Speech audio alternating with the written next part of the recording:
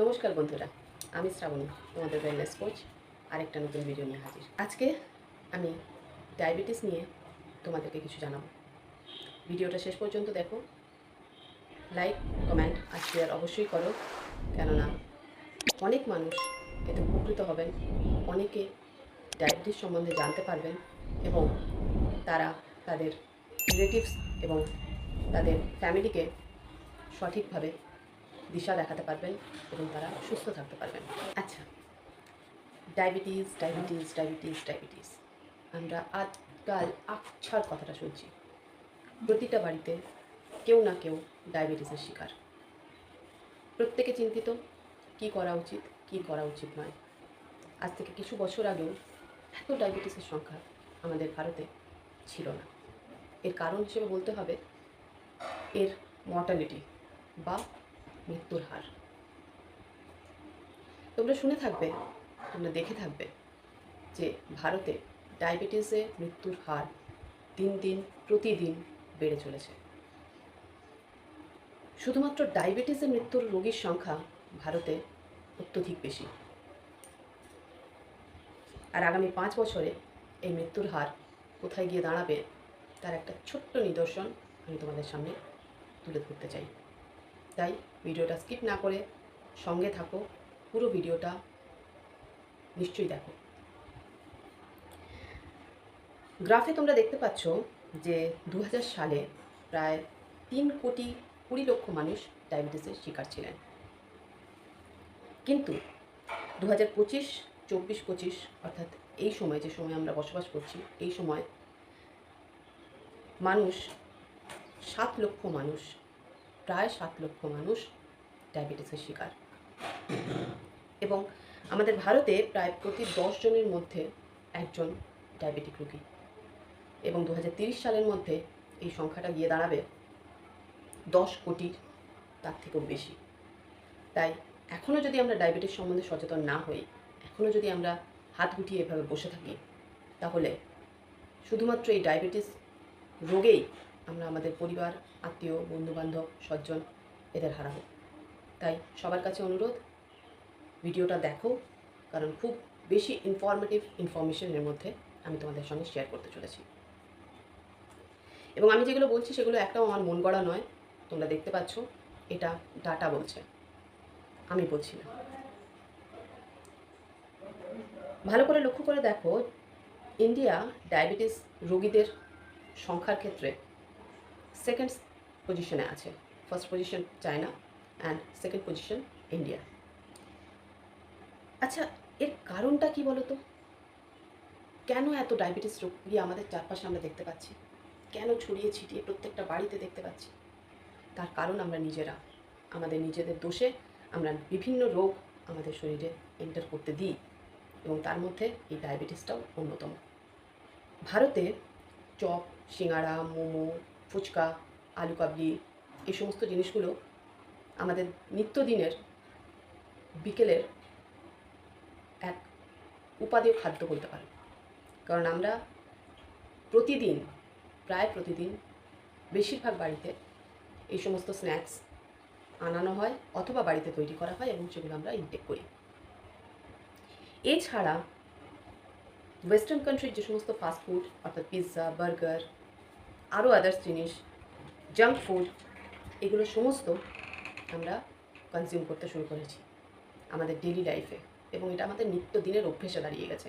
বাড়িতে তৈরি খাবার আমরা খুব কম খাই, কিন্তু তার অবশ্য আরেকটা কারণ আমাদের ফাস্ট লাইফ।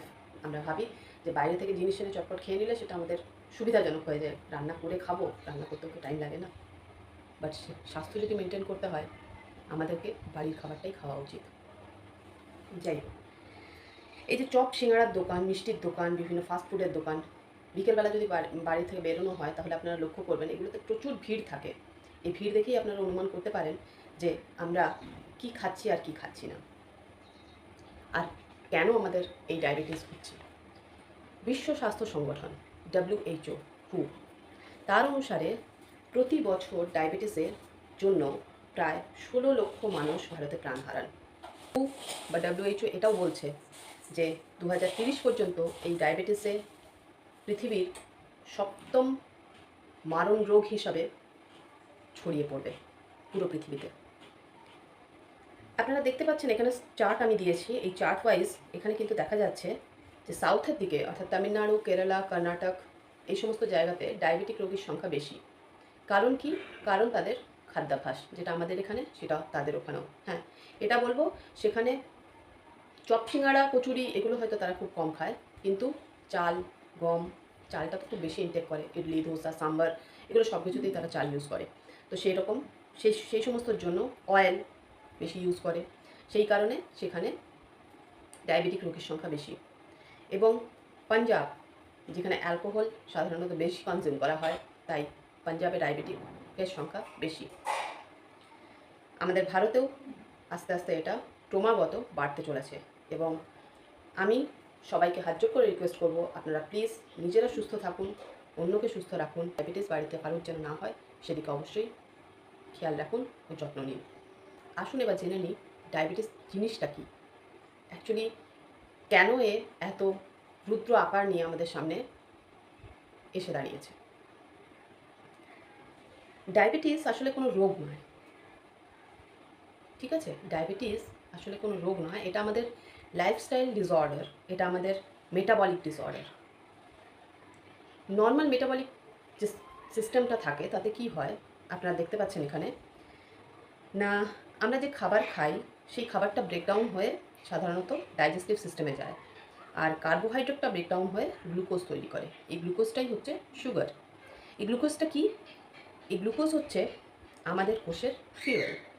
অর্থাৎ গাড়ি চালাবার সময় আমরা যেমন পেট্রোল, ডিজেল ইত্যাদি ইউজ করি গাড়িটা সঠিকভাবে মুভ করানোর জন্য, চালানোর জন্য, ঠিক একই রকমভাবে এই গ্লুকোজ আমাদের শরীরের ফুয়েল বা ইন্ধন। এটা না হলে আমাদের শরীর চলতে পারে না। অর্থাৎ এই গ্লুকোজ বডি সেলসে গিয়ে সেলসকে এনার্জি দেয়, মাসলসকে এবং অন্যান্য অর্গানসকে এনার্জি দেয়। আর এই এনার্জিটা নেওয়ার পরে যেটুকু গ্লুকোজ বেঁচে গেল সেই বেঁচে যাওয়া গ্লুকোজটা আমাদের মাসলস আর লিভারের মধ্যে ডিপোজিট হয়, অর্থাৎ জমা হয়। কিন্তু ডায়াবেটিসে কী হয়? আমাদের মেটাবলিক সিস্টেম ডিপেন্ড করে আমরা কী ধরনের খাবার খাচ্ছি, আমরা কী ধরনের লাইফস্টাইল লিড করছি, আমাদের প্যানক্রিয়াস, লিভার কীভাবে ফাংশন করছে, আমাদের শরীরের হরমোনাল ফাংশন ঠিকমতো হচ্ছে কি না, এসবের উপরে। পুরো 24 ঘন্টা ধরে আমাদের প্যানক্রিয়াস অল্প অল্প করে ইনসুলিন রিক্রিজ করতে বা রিলিজ করতে থাকে। যদি এই ইনসুলিনটা সঠিক পরিমাণে রিলিজ হয় তাহলে আমাদের বডি সঠিকভাবে কাজ করতে পারে। আর সুগার লেভেল এটাও আমাদের বডিতে মেনটেন করতে পারে। কিন্তু ইনসুলিন যদি কমে যায় তাহলে গ্লুকোজ আমাদের সেলসে এন্টার করতে পারে না, যার ফলে সেটা ব্লাডে ফ্লো করতে শুরু করে এবং ব্লাডকে ঠিক করতে শুরু করে। আর এই জিনিসটাকেই ডায়াবেটিস বা ব্লাড সুগার আমরা বলে থাকি। তাহলে বন্ধুরা, আজকে আমরা জানলাম ডায়াবেটিস জিনিসটা কি, ডায়াবেটিসের কিছু তথ্য। নেক্সট দিন আমি আরেকটা ভিডিও নিয়ে আসবো যাতে আমরা জানবো ডায়াবেটিসের কারণ কি। নেক্সট দিন দেখা হচ্ছে। আজকের জন্য নমস্কার।